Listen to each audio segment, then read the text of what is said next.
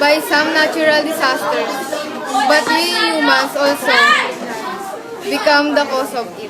Throw trash everywhere, in the seas, in the land, and even in the air, which causes pollution. We can reduce the rate of climate change if we lessen the pollution that we make. It can be possible that the climate change rate would be high or low because of the Earth's natural disasters, not of human activities.